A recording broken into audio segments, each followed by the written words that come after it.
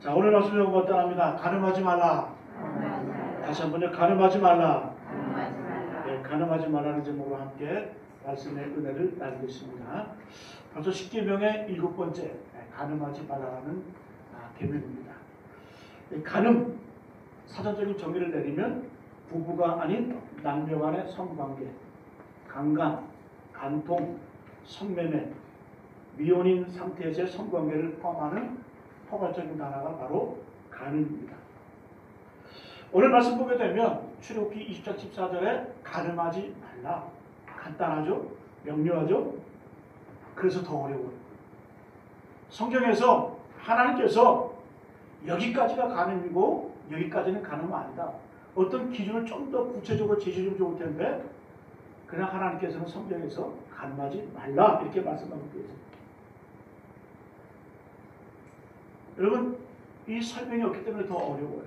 예전에 제가 목회하던 교회에서 청년 둘이 왔어요. 남녀들이 사귀나 봐. 저한테 질문하더라고요. 목사님, 우리가 이제 사귀는데 스킨십은 어디까지 해야 됩니까? 손만 만져야 됩니까? 그래서 그랬어요. 그거 왜 나한테 그래? 니들이 알아서 하면 되지. 내가 이렇게 하라는 데서 그렇게 할 거고 저렇게 하라는 데서 저렇게 할 거 아니잖아요. 그죠? 그래서 여러분 참 곤란한 문제예요. 제가 그 얘기만 했어요. 난로불이 있지? 난로불이 있는데 너무 가까이 가면 상처 있고 그런데 너무 멀리 있으면 추워. 니들이 알아서 해. 여러분 참 쉬운 문제가 아니에요. 예전에는 성년과 더불어서 결혼을 일찍했죠. 뭐 20대 초반 제가 어렸을 때만 해도 저희 어른들 이렇게 보면 결혼하는 거 보면 20대 초반이면 결혼을 했어요. 또 육체적으로도 성숙하는 게 좀 늦었어요. 요즘 어떻습니까? 요즘 초등학교 3, 4학년만 돼도 사춘기가 오기도 하고 또 육체적으로 근데 어때요? 결혼하는 시기는 점점 늦어집니다. 예전에는 이 몸이 성숙하는 그 시기와 결혼의 시기가 가까웠기 때문에 그게 큰 문제가 되지가 않았어요. 그러나 오늘날은 어때요? 아이들이 점점 몸이 성숙되는 것은 낮아지고 결혼 연령은 늘어나고 그게 어떤 지도자나 또 목사라 할지라도 어떻게 단정지어서 쉽게 말할 수 없는 부분이 바로 이 계명입니다. 그래서 성경은 분명히 뭐라고 말합니까? 가늠하지 말라 이렇게 얘기를 합니다. 여러분 이 가늠이라고 하는 것은 아이들, 젊은 사람들의 문제뿐만 아니라 나이 드신 분들도 똑같이 어려운 문제입니다. 제가 예전에 교회에 있을 때 경로대학에 있었거든요. 근데 경로대학에서 뭐 할아버지 할머니들이 뭐 200명 넘게 이렇게 경로대학 참석하시고 하시는데 그 가운데서 홀로 된 할아버지 할머니들이 삼각관계 서로 막 울고 싸우고 난리예요. 야, 이 문제는 남녀관계 문제는 어리다고 그런 문제가 되는 것이냐 나이가 들고 동일하게 문제가 되는구나. 네, 그걸 느꼈습니다. 여러분 그렇습니다. 육신은 말을 안 들어도 생각은 살아있어요. 가늠도 육신이 아니라 생각으로도 가능하다는 거예요. 제가 오늘 말씀 주님께서 뭐라고 말씀해요? 구약 성경에서는 가늠하지 말라 이렇게 간단하게 말했지만 예수님께서는 그 의미까지 말씀해 주고 있어요. 오늘 말씀 보니까 28절 나는 너에게 이르노니 예수님이 해석해 주시는 거예요. 음욕을 품고 여자를 보는 자마다 마음에 이미 가늠하였느니라. 꼭 우리가 행위로 옮기지 않아도 내 마음으로 내 눈으로 내 생각으로 이미 음욕을 품고 있으면 그게 가늠하는 거예요. 저도 저럽지가 않아요. 왜? 저도 건강한 남자로서 눈이 달려있고 생각이 있고 마음이 있기 때문에. 그래서 이 계명은 정말 많은 것들을 우리에게 생각하게 만든다는 거죠. 그러나 성경은 분명히 말씀합니다. 가늠하지 말라. 우리가 이 계명이 참 어려워요. 왜 이렇게 어렵게 느껴질까? 이유는 간단합니다. 그 말씀대로 살고 싶지 않기 때문에 어떤 육체적인 쾌락, 어떤 이런 감각적인 것들이 너무 달콤하고 너무 유혹적이고 매력적이기 때문에 이 계명을 지키기가 참 어려운 겁니다. 소설가 마크 트웨인이 여러분 잘 아시는 그 톰 소여의 모험 그 소설을 쓴 이 마크 트웨인이가 이런 얘기를 합니다. 성경 속에서 나를 괴롭게 하는 구절은 내가 이해할 수 없는 구절이 아니라 너무 분명하게 이해하면서도 내가 실천하지 못하는 구절이다. 성경은 어렵게 말하지 않아요. 간단하고 명료하고 정확하게 말합니다. 가늠하지 말라. 그럼 내가 왜 지키기 힘들까? 이 마크 트웨인의 고백처럼 성경에서 나를 괴롭게 하는 구절은 내가 이해할 수 없는 구절이 아니라 이해할 수 없는 거 아니잖아요. 다 이해가 되잖아요. 그러나 너무 분명하게 이해하면서도 내가 실천하지 못하기 때문에 나를 괴롭게 만들고 힘들게 만든다는 겁니다. 여러분, 이 간음이라고 하는 것 오늘날 너무 미화시키는 경향이 있어요. 예술이라는 이름으로 외설적인 것들을 합리적으로 또 합리화시키는 것들이 참 많이 있습니다. 또 때로는 이 법적 측면에서도 예전에는 우리나라에 간통죄가 있었는데 이제 간통죄가 사라졌어요. 이 간통한 걸 가지고 그 사람을 처벌할 수가 없습니다. 늦어졌다는 거예요. 여러분, 이 간음죄가 무서운 이유가 뭔지 아세요? 이 죄로 끝나는 것이 아니라 파괴력이 크기 때문에 이 무서운 거예요. 여러분, 우습게 보지 마세요. 우리가 이 간음죄를 무섭게 여겨야 되는데 오늘날에는 시대가 어떻게 믿지 않는 사람이나 믿는 사람과 똑같이 성적인 관념에 대해서 똑같아요. 뭐 별다른 차이가 없어요.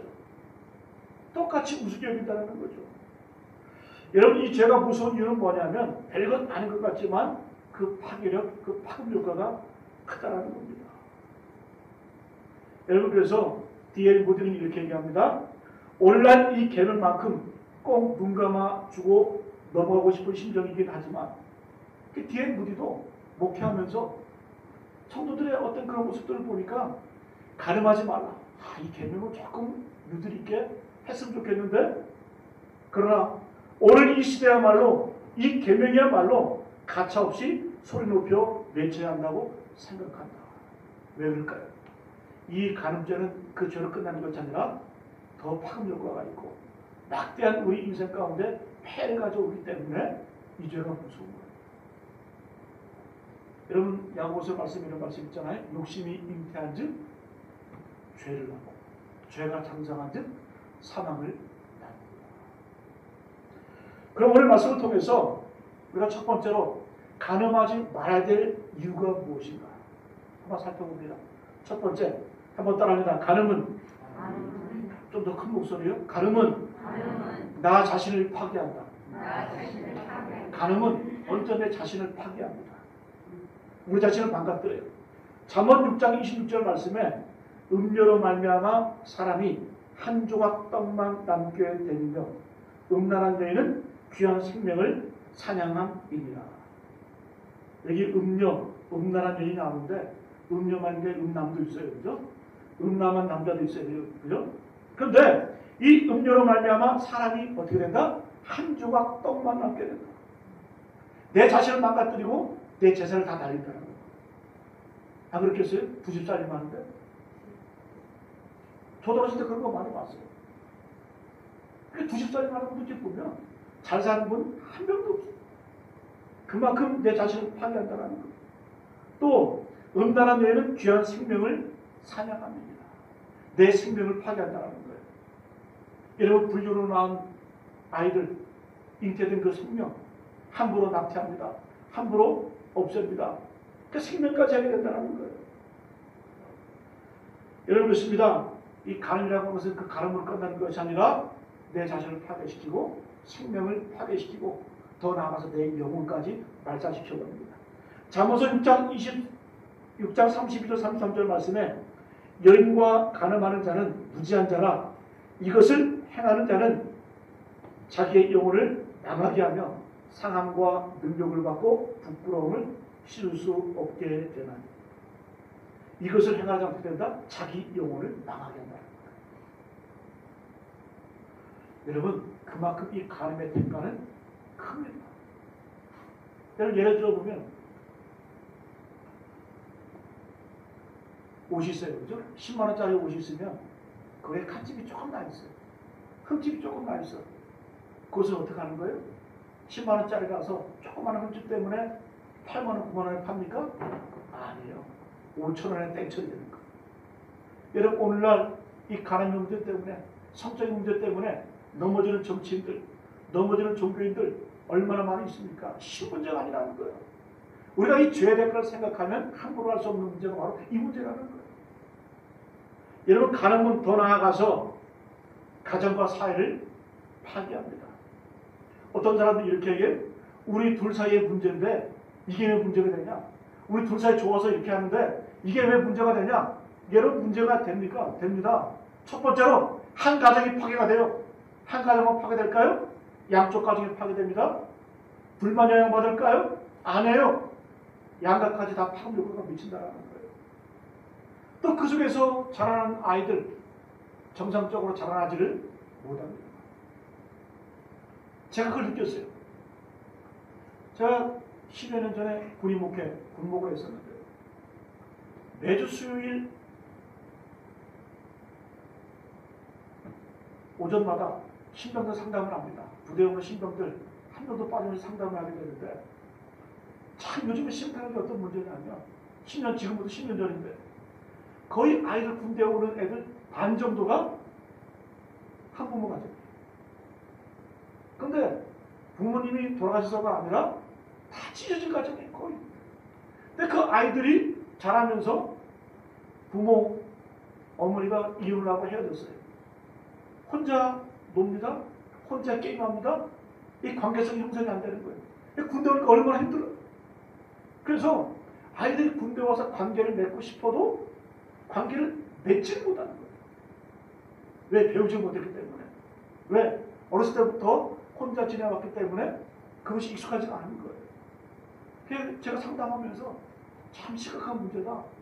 그래서 이제 군대 생활하면서 아이들이 점점 좀 회복이 되고 또 관계성이 형성이 되고 또 위아래를 알아가는 그런 모습 볼 때 얼마나 참 감사하고 가서 군대 가서 배우는 거예요. 여러분 그렇습니다. 이 가늠이라고 하는 문제는 당사자 둘만의 문제가 아니라 한 가정을 파괴시키고 또 많은 가정을 파괴시키고 그 속에서 자라는 아이들이 상처받고 분노가 일어나고 욕으로 나오고 혈기로 나타나고 엄청나게 사회적인 그런 문제로 대두될 수가 있다는 겁니다. 여러분 대표적으로 한번 성경에도 그 예가 나오잖아요. 다윗이 누구와 가늠했습니까? 우리야 장군의 아내 밧세바와 가늠을 하게 됩니다. 가늠을 하고 나니까 그 가늠죄를 감추기 위해서 그 남편을 죽여요. 그죠? 정말 요즘으로 하면 이 다윗 왕은 가정 파괴범이에요. 잡범이 잡범. 그 가늠죄를 감추기 위해서 살인죄를 저지릅니다. 그 결과는 엄청났어요. 물론 다윗이 회개함으로 하나님께 용서를 받았지만은 죄의 결과는 따라왔다는 거예요. 여러분 다윗과 밧세바가 이제 가늠을 해서 낳은 아이 첫 번째 아이가 죽습니다. 그때 다윗이 통곡하면서 하나님께 기도하며 외쳤지만 하나님께 데려가셨어요. 그리고 그 이후에 그 다윗을 본받아서 그의 아들들이 가늠을 합니다. 그 문제 때문에 형제들끼리 죽고 죽이는 일이 벌어집니다. 이 가늠이라고 하는 문제는 한 사람의 문제만이 아니라는 거죠. 한 가정의 문제가 아니라 그 파급 효과가 파괴력이 크다는 겁니다. 그래서 성경에서는 단호하게 말하는 거예요. 여지없이 가늠하지 말라. 우리가 지난주에도 본 것처럼 살인하지 말라. 설명이 필요 없는 거예요. 가늠하지 말라. 이렇게 말씀하고 있다. 여러분 세계 역사 가운데 가장 강성했던 그 로마 제국 몇 명 멸망했을까요? 에드워드 기본이라는 이 역사학자가 로마 제국 멸망사를 썼는데 이 로마 제국이 외부적인 침략 그것보다 망한 거 아니에요. 딱 한 가지 이유. 가정의 파괴로 인해서 로마 대제국이 멸망했다는 거예요. 그렇게 분석하고 있어요. 그래서 이 가늠은 내 자신, 내 영혼, 내 재산뿐만 아니라 더 나아가서 가정을 파괴시키고 또 그리고 사회를 파괴시킵니다. 가늠하지 말아야 세 번째 이유. 가늠은 하나님이 심판하시기 때문에 그래요. 히브리서 13장 4절 말씀. 모든 사람은 결혼을 귀히 여기고 침소를 더럽히지 않게 하라. 음행하는 자들과 가늠하는 자들을 하나님이 심판하시리라. 음행하는 자들과 간음하는 자들을 하나님 어떻게 하신다? 심판하신다. 심판하신다. 계시록 21장 8절 말씀. 그러나 두려워하는 자들과 믿지 않는 자들과 흉악한 자들과 살인자들과 음행하는 자들과 점술가들과 우상숭배들과 거짓말하는 모든 자들 불과 유황으로 타는 곳에 던져지리니 이것이 둘째 사망입니다. 여러분, 사망은 한 번만 있는 게 두 번 있는 거예요. 첫 번째 사망은 육체적인 사망입니다. 두 번째 사망은 영원한 사망이에요. 그러나 이 둘째 사망, 최후의 사망 가운데 음행하는 자는 둘째 사망, 최후의 희망, 그 사망 가운데 들어가게 된다는 겁니다. 에베소서 5장 5절 말씀. 너희도 정녕 이것을 알거니와 음행하는 자나 더러운 자나 탐하는 자 곧 우상숭배자는 다 그리스도와 하나님 나라에서 기업을 얻지 못하나니. 하나님의 나라를 유업으로 받지 못한다는 거예요. 얼마나 무서운 일입니까? 이 말은 뭐예요? 간음하는 자는 지옥에 갈 가능성이 많다는 거예요. 오늘 여러분 성경에 뭐라고 말씀이 29절 30절 말씀 마태복음 5장. 예수님께서 만일 내 오른눈이 너로 실족하게 하거든 빼어내버리라. 눈 없이 천국 가는 게 더 낫다. 또 내 오른손이 범죄하면 찍어내버려라. 오른손 없이 온몸이 천국에 들어가는 것이 더 낫다. 이렇게 주님께서 말씀하고 계시는 겁니다. 여러분, 이렇게 말씀하면 나만 눈이 있겠어요? 나만 손이 있겠어요? 그러려면 우리가 심각하게 봐야 돼요. 마치 우리가 이 죄 앞에서 내 마음이 손이 찢겨나갈 정도로 눈이 빠질 정도로 이렇게 아파라는 거예요. 물론 여러분 기독교 역사 가운데 이 말씀대로 산 사람도 있어요. 자기 눈이 범죄하니까 찍어낸 사람도 있어요. 손을 자른 사람도 있어요. 심지어 우리나라에도 자기 성별을 잘라낸 사람도 있어요. 여러분, 그 말씀이 아니라 그만큼 아파라는 거예요. 내 눈이 빠질 정도로, 내 팔이 끌어나갈 정도로 이 죄의 심각성에 대해서, 이 결과에 대해서 심각하게 생각하는 겁니다. 여러분, 에베소서 5장 3절 말씀. 음행과 온갖 더러운 것과 탐욕은 너희 중에서 그 이름조차도 부르지 말라. 이는 성도에게 마땅한 말이라. 음란한 것들, 성적인 어떤 그런 농담들 입에서 멀리하라는 거예요. 이름조차도 부르지 말라는 거예요. 여러분, 유대인들의 지혜서인 탈무드가 어마어마한 책이죠. 이 탈무드 책이 얼마나 어마어마해요. 총 20권, 6부로 나눠져 있는데 페이지 수로는 12,000페이지입니다. 12,000페이지고 그 단어 수로는 250만 개다. 그러니까 유대인들은 어렸을 때부터 이 탈무드를 공부하기 때문에 어휘력이 뛰어나요. 왜? 그 안에는 엄청난 단어, 어휘들, 표현이 담겨져 있는 거예요. 그 지혜를 배우는 거예요. 그런데 이 유대인 탈무드에 없는 게 두 가지가 있어요. 그 내용 가운데. 첫 번째는 원망하고 불평하는 내용은 없어요. 두 번째는 성적인 유머, 성적인 농담이 들어가 있지 않습니다. 다시 한번 말씀드릴게요. 탈무드에는 두 가지가 없다고 했어요. 성적인 농담이 없어요. 그리고 원망이나 불평이 없어요. 여러분, 이스라엘 민족들 2000년 동안 나라 없이 전 세계 가운데 얼마나 고통을 당했습니까? 2차 세계대전 내에서 히틀러에게 수백만 명이 학살당했잖아요. 흩어져 살았잖아요. 그 고통 가운데서도 그들은 지혜를 배운 거예요.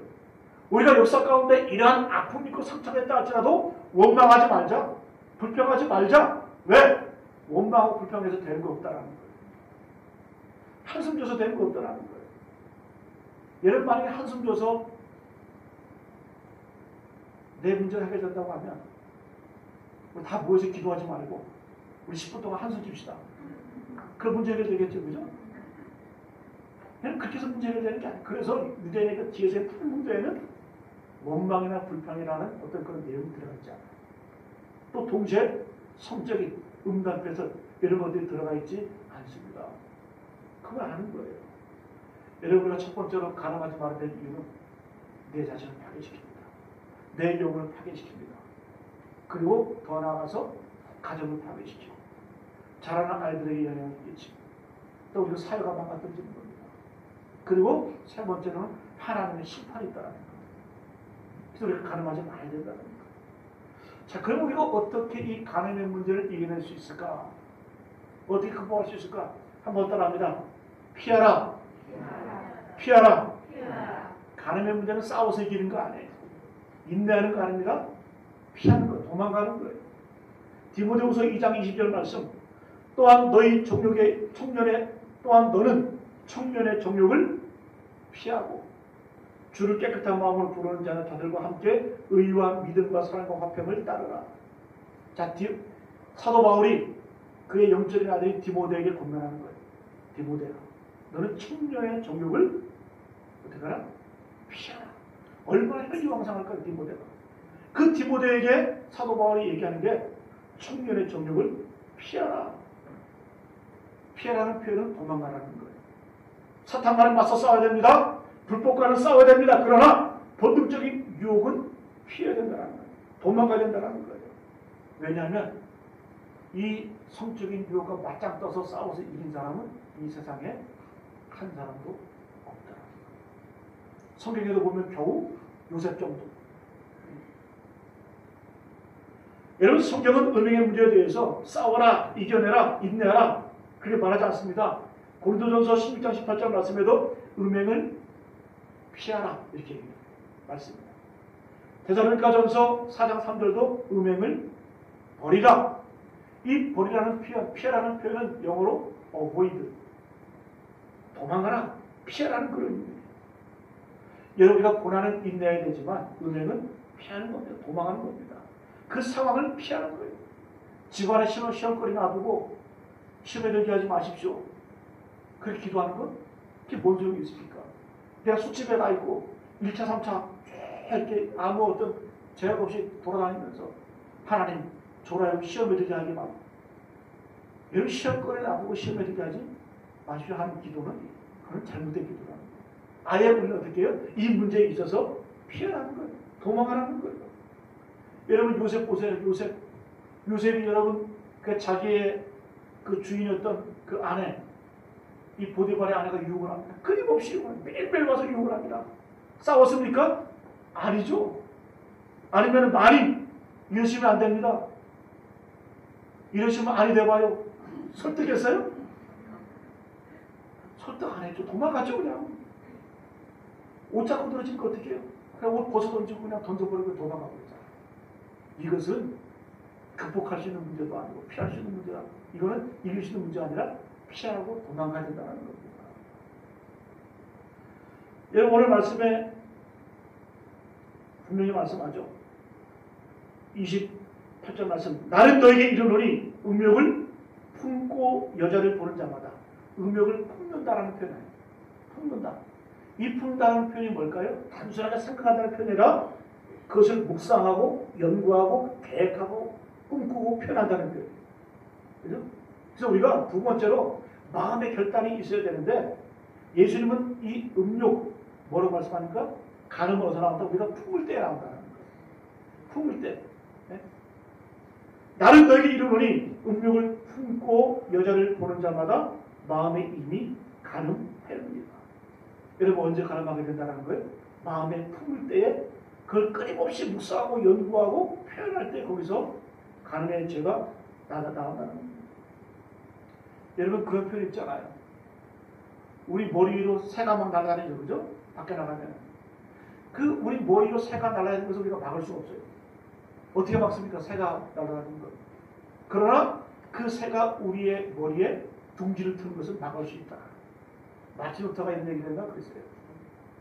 여러분, 글쎄요, 유혹거리 우리가 어떻게 할 수 없는 문제 아니잖아요. 유혹은 받아요. 그러나 우리가 유혹을 받는다 할지라도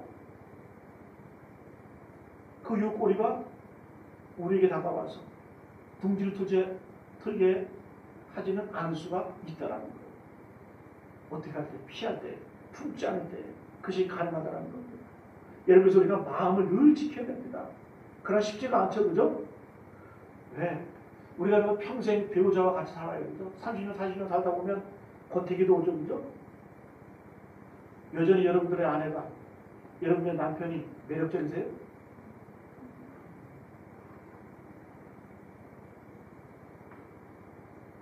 여전히 여러분들 배우자를 만나면 마음이 찔찔하십니까? 여러분, 권태기가 올 때도 있고 성적인 매력은 사라지는 거예요. 그러면 마음먹게 되는 거예요. 여러분 그렇다고 해서 내 배우자가 성적인 매력이 없다고 해서 권태기가 없다고 해서 바람 피워야 될까요? 더 이상 내 아내가 내 남편이 안 예뻐질까? 여러분 마음먹게 달려있어요. 점점 예뻐져요. 마음먹으면. 여러분 우리가 어떤 매력 갖고 사는 거 아니잖아요? 때로 부부관계 가운데 정도 있어야 되고 의리도 있어야 되고 그런 것 같아요. 한 40년 50년 살다 보면 의리지 어떤 매력이라기보다는 그죠? 네? 정이지. 남자는 그럴 때 있잖아요. 남자가 밖에서 일을 하다 보면 부부관계 소홀할 때도 있고 밖에 일에 집중하다 보면 그런 때도 있어요. 또 여자는 남편보다는 자식들 키우다 보면 남편보다는 오히려 자식 키우는 데 집중할 때가 있어요. 여러분 그럴 때마다 유혹에 넘어가면 네? 되겠습니까? 마음먹게 달려 있다는 겁니다. 여러분 그렇습니다. 마음을 지켜야 된다는 거예요. 우리가 마음을 다잡아야 된다는 겁니다. 여러분 근데 마음을 지키기 위한 두 가지 방법이 있어요. 첫 번째는 뭐냐? 열심히 내 삶의 자리에서 사명을 감당하는 거예요. 분주한 삶에는 잡생각이 들어올 여유가 없습니다. 언제 이런 유혹에 나갈까요? 한가할 때. 다윗이 언제 범죄했어요? 다윗이 전쟁 가운데 자기 부하들, 자기의 창수들은 밖에 나가서 전쟁을 합니다. 피를 흘리면서 싸워요. 근데 다윗은 궁궐에서 낮잠을 자요. 낮잠 자고 일어나가지고 오후에 일어나서 궁궐을 거니죠. 옥상을 거니죠. 그러다 보니까 목욕하는 여인이 눈에 들어오는 거예요. 한가할 때 이런 유혹에 넘어간다는 거예요. 지난주에 6.25 우리 민족의 비극, 6.25 전쟁 그 날짜가 지난주에 있었죠. 그날 있었는데 제가 어느 이야기를 듣다가 그런 분이 계시더라고요. 그런 분이 한둘이었겠어요. 남편을 전쟁 가운데 학도병으로 보내고 자식이 4명, 5명 되는데 남편은 전쟁에 나가서 죽었어요. 최후 맞아 죽습니다. 이 홀로 남은 이 젊은 이 여인이 자녀를 키웁니다. 수십 년 동안 자녀를 잘 키웁니다. 잘 키워서 이제 나이가 어느 정도 됐는데 누가 질문을 해요. 그동안 유혹이 없었습니까? 이렇게 질문하는 거예요. 근데 그분이 하는 얘기가 뭐냐? 유혹이요? 아이들 치닥거리 하냐고 유혹을 없어요. 이런 바쁘고 분주하고 힘들면 그래서 여러분 그분이 하는 얘기가 두 가지. 내가 유혹을 수 있는 그 비결이 뭐였을까? 왜 유혹이 없었겠어요? 내가 이길 수 있는 힘이 두 가지다. 첫 번째는 바쁘고 분주한 삶. 두 번째는 믿음이 나를 지켜준다. 이렇게 고백하는 것을 제가 들었습니다. 우리가 마음을 지켜야 됩니다. 두 번째는 원칙이 있어야 된다는 원칙. 성경적인 기준이 있어야 돼요. 여러분과 분명한 기준이 있어야 돼요. 제가 지난주에 뉴스를 듣다가 깜짝 놀랐어요.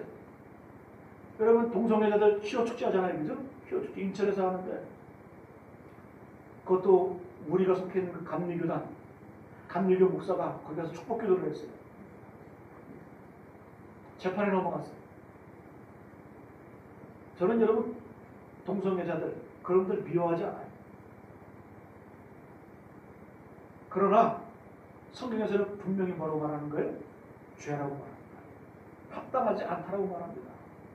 물론 여러분 그 목사님이 변한 거 보니까 그렇게 얘기를 하더라고요. 그 사람도 존중받아야 되지 않냐? 그래도 존중하는 차원이 아니잖아요. 가서 인정해 주는 거지. 그 재판에 넘어갔어요. 그분이 교회가 이제 경기위원회인데 경기위원회 이제 감독 그 재판위원들이 이제 재판을 하는데 뭐 어떤 결과가 나올지는 모르겠어요. 여러분 그것은 어떤 인권의 문제가 아니라는 거예요. 인권의 문제가 아니라 그것은 죄의 문제, 죄의 문제. 네?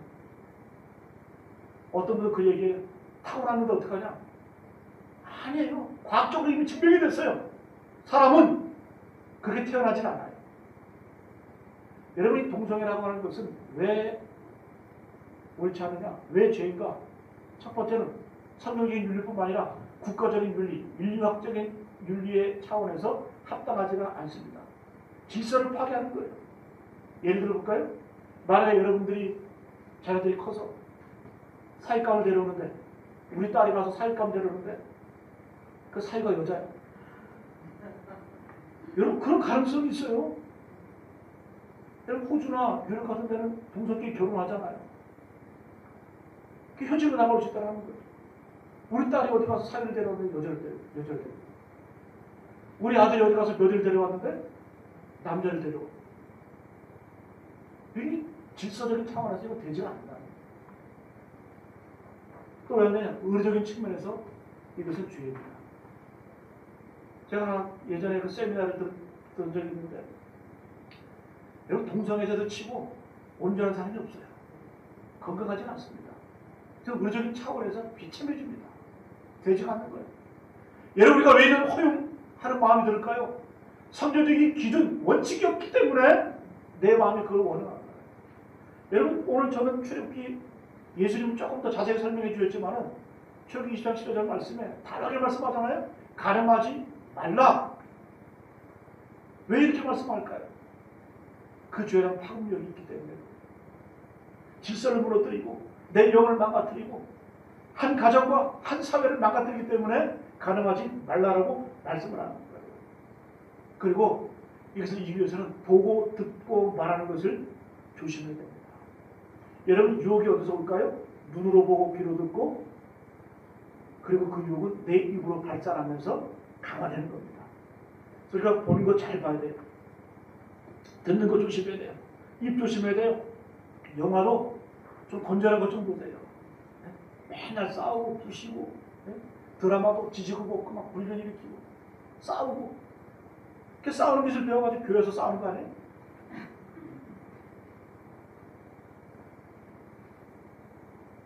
여러분 유혹에 대해서는 단호하게 입술로 거부해야 돼요. 중세 십자가의 성 요한이라고 하는 이 성자가 그런 얘기를 했어요. 유혹을 물리치는 방법. 첫 번째 방법이 뭡니까? 이렇게 제시합니다. Say no. no라고 말해라. 두 번째 기는 방법이 뭡니까? 두 번째는 say no. no라고 말해라. 세 번째 방법은 뭡니까? say no. no라고 말해라. 왜? 내가 입으로 no라고 말하면 내 말에 책임지기 위해서라도 방어가 된다는 거. 튀길 수가 있다는 거예요. 단호하게 내 마음의 원칙뿐만 아니라 피할 뿐만 아니라 성경적인 근거를 가지고 윤리적인 기준을 가지고 있어야 됩니다. 그리고 보고 듣고 말하는 것을 조심해야 된다는 겁니다. 여러분 죄의 대가가 무서워요. 그렇잖아요? 다 버리게 되는 거예요. 제가 예전에 예를 들었죠. 그죠? 국을 먹는데 똥파리가 빠졌어. 그죠? 똥파리가 빠졌는데 두 가지 방법이 있겠죠. 그죠? 첫 번째는 어떻게 합니까? 살짝 건져내고 옆 사람 주다.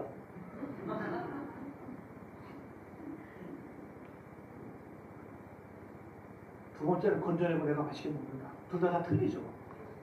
다 버리는 거예요. 여러분과 성적인 유혹들, 가능한 것들, 이런 것들이 작은 것 같고 별거 아닌 것 같고 우스워 보이지만 그러나 무서운 결과를 초래할 수 있다는 거예요. 그래서 성경은 단호하게 말씀합니다. 가늠하지 말라 이렇게 말씀을 합니다. 여러분 그렇습니다. 하나님의 윤리는 때로는 힘들어요. 때로는 고추장스러워요. 그러나 그렇게 살 때 우리가 잘 사는 비결이라는 거예요. 하나님의 축복의 비결입니다. 하나님의 율법, 하나님의 명령은 우리가 하여금 힘들게 하기 위해서 주시는 게 아니에요. 율법은 사랑이에요. 우리 하여금 잘 살기 위해서, 복되게 하기 위해서, 이 땅에서 복받고 잘 살게 하기 위해서 주님께서 우리에게 주신 명령이라는 거예요. 그걸 지켜야 된다는 겁니다. 여러분 결론을 내립니다. 여러분 하나님 허락하신 가정을 소중히 여기시길 바랍니다. 소중히 지키시기를 축복합니다. 어떤 분은 질문하겠죠? 목사님 저는 두 번째인데요. 앞으로 잘하면 돼요. 그죠? 더 소중히 더 잘하면 돼요. 여러분 누가복음 7장 요한복음 8장에 보게 되면 예수님께서 가늠하는 현장에 잡힌 여인에게 뭐라고 말씀합니까? 나도 너를 정죄하지 아니하노니. 예수님도 정죄하지 않으셨는데 어떻게 우리 인간끼리 서로 정죄합니까? 누구나 실수할 수 있고 누구나 넘어갈 수 있고 누구나 이 가늠의 죄를 저질 수 있다는 거예요. 그러니까 중요한 건 뭐라는 거예요? 예수님께서 용서받지 못할 죄는 없다. 나도 너를 정죄하지 아니하노니 가서 다시는 죄를 범하지 말라. 예수님의 말씀처럼 눈을 빼는 아픔, 팔을 자르는 그런 고통, 그런 상처, 그러한 과정을 거쳐가면서 다시는 그 죄를 범하지 않는 게 중요하다는 겁니다. 사랑하는 교회 여러분, 가정을 소중히 여기시고 결혼을 소중히 여기시고 또 하나님 앞에 한 주에 제시하신 그 기준 앞에 내 자신을 순복할 수 있는 저와 여러분 되시기를 간절히 축복합니다. 그리고 내 배우자 또 내 사랑하는 사람이 실수했을 때 어떻게 되냐? 성경에서도 분명히 말해요. 이혼해라. 간음의 문제에 있어서는 이혼을 하라고 허락을 하고 있어요. 그럼 다 그렇게 해야 돼요? 아니에요. 용서가 더 위에 있다는 거죠. 참아주고 품어주고 용서해주고 그럴 때는 아름답고 건강한 관계, 그런 가정이 만들어질 수 있다는 겁니다. 여러분의 말씀 정리하겠습니다. 우리가 왜 간음하지 말아야 될까? 그 폐가 커요. 파멸이 큽니다. 단순하게 어떤 걸로 끝나는 게 아니에요. 내 자신이 망가집니다. 두 번째는 내 재산, 내 영혼이 파괴가 됩니다. 그리고 가정과 사회가 파괴가 됩니다. 무너져요. 그리고 하나님의 심판이 있다고 분명히 말씀합니다. 이 죄 문제 해결하고 있는 것 같아요. 그럼 우리가 어떻게 이 간음 문제를 해결할 수 있을까? 극복할 수 있을까? 피해야 돼요. 도망가야 돼요. 이건 맞서 싸우는 문제가 아니에요. 피하고 도망가고 그 죄의 유혹거리를 만들지 말아야 된다는 거예요. 두 번째는 또 마음의 결단이 있어야 돼요.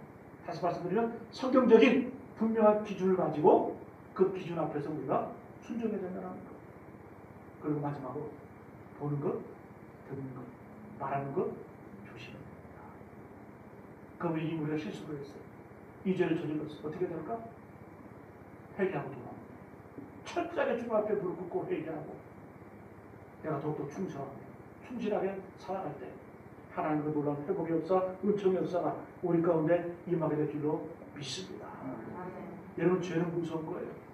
왕복거리가 있잖아요. 회개는 왕복거리가 있다잖아요. 내가 100km 가면 돌아온 데로 가면 100km 가가지고 내가 주님을 떠나서 세상에 나가서 10년, 20년 살다 보면 돌아온 데는 그만큼 힘들고 저도 제 인생 가운데 아직 젊지만 언제가 제일 후회되냐? 20대 때 후반 때 공부한답시고 겨우겨우 주일 예배만 하고 겨우겨우 신앙생활만 유지하고 내가 하고 싶은 거 했던 거 그때가 제일 후회돼요. 그 4년 5년이라는 세월을 내가 돌아오는 그만큼 힘이 들더라. 내가 조금 더 젊고 조금 더 어렸을 때 내가 좀 더 건강할 때 힘있게 왕성하게 쓰임받을 수 있을 때 쓰임받는 것 그게 축복이고 그게 은혜인 줄로 믿습니다. 내가 마지막 날에 주님 만날 때 후회 없는 인생 주님의 영광스러움으로 설 수 있는 저와 여러분 되시기를 간절히 축복합니다.